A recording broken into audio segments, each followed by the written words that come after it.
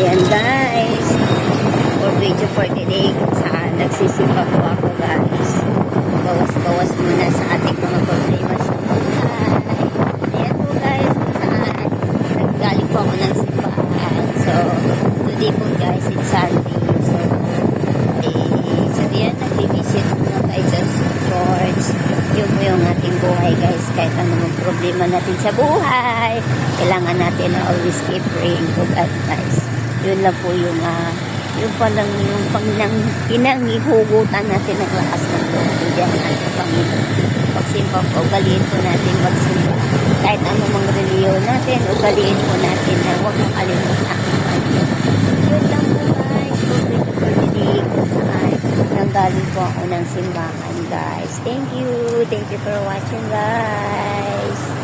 Like, subscribe my channel, Virginia's Daily Vlog. Bye bye guys.